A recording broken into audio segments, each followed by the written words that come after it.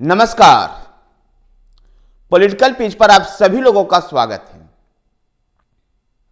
कर्नाटक के पूर्व मुख्यमंत्री जगदीश शेट्टार को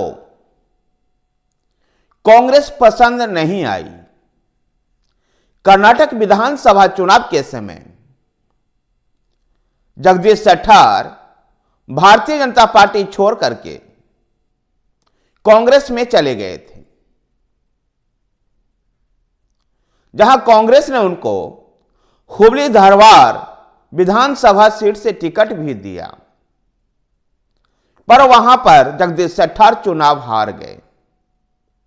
जगदीश शेट्टार को कांग्रेस ने एमएलसी भी बनाया,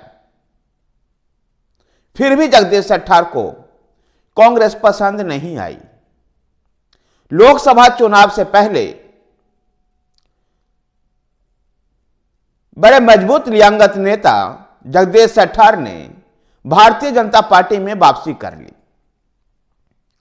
जगदीश शेट्टार कर्नाटक के बड़े लियांगत नेताओं में से गिने जाते हैं। भारतीय जनता पार्टी का जब लियांगत वोट बैंक पर कब्जा हुआ करता था तो उस समय बीएस येदियुरप्पा और जगदीश शेट्टार जैसे कद्दावर नेता भारतीय जनता पार्टी के हुआ करते थे। बीएस येदियुरप्पा के मौजूदगी में और कर्नाटक इकाई के प्रमुख बीवाई विजेंद्रन की मौजूदगी में दिल्ली में पार्टी हेडक्वार्टर में जगदीश शेट्टार ने भारतीय जनता पार्टी की सदस्यता पुनः ग्रहण की। आने वाले लोकसभा चुनाव में जो भारतीय जनता पार्टी का परंपरागत वोटर रहा है लियांगत, इस कद्दावर लियांगत नेता के भारतीय जनता पार्टी में वापसी निश्चित रूप से भारतीय जनता पार्टी को कर्नाटक में मजबूती देगी। कर्नाटक भारतीय जनता पार्टी के लिए ये आने वाले लोकसभा चुनाव में जगदीश शेट्टार की जो वापसी हुई है, इससे भारतीय जनता पार्टी के कर्नाटक इकाई मजबूत हुई है। विशेषकर जब बीवाई विजेंद्रन को जब से पार्टी का अध्यक्ष बनाया गया है, एक नया जोश, एक नई ऊर्जा कर्नाटक इकाई भारतीय जनता पार्टी में दिखाई दे रही है। गौरतलब है कि पिछले साल हुए विधानसभा चुनाव में भारतीय जनता पार्टी को कर्नाटक में करारी हार झेलना पड़ा था।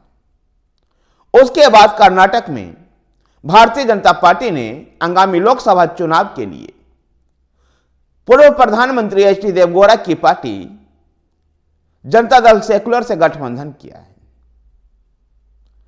जनता दल सेकुलर भारतीय जनता पार्टी के साथ गठबंधन में है।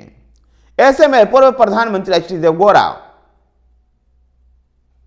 भी पूर्ण रूप से नरेंद्र मोदी और अमित शाह में आस्था जताते हुए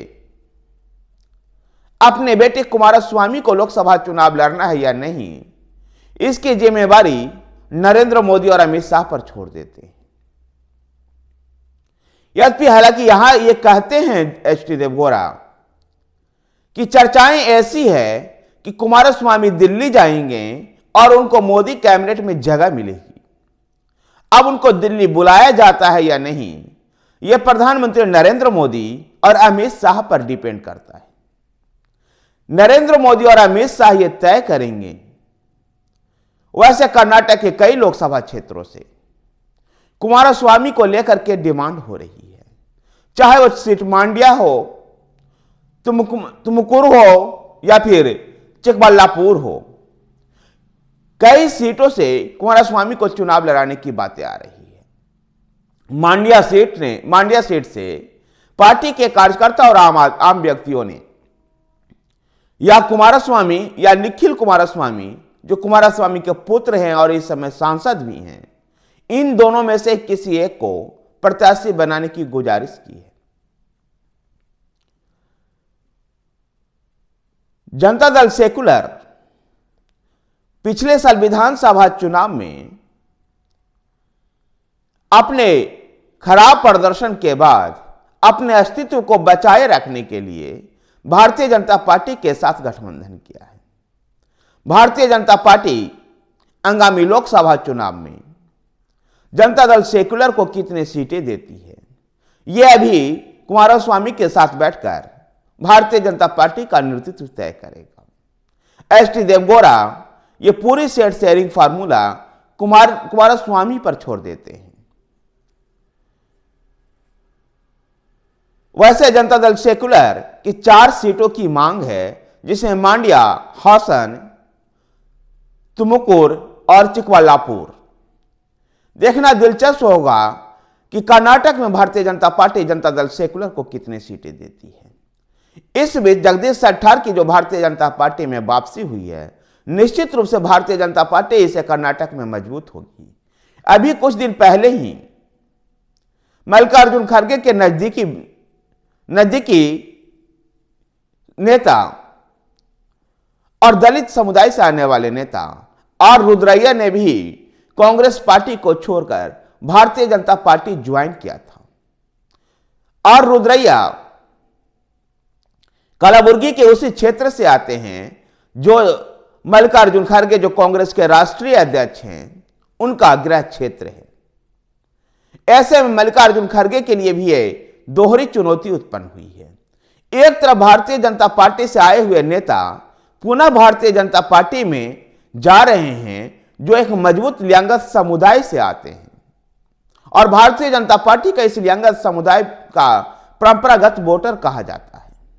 उसी समुदाय का प्रतिनिधित्व भारतीय जनता पार्टी के दिग्गज नेता बीएस येदियुरप्पा करते हैं, और इस समय अब कर्नाटक इकाई के जो अध्यक्ष हैं बीवाई विजेंद्र, जो बीएस येदियुरप्पा के पुत्र भी हैं, इसी लिंगायत समुदाय का प्रतिनिधित्व कर रहे हैं।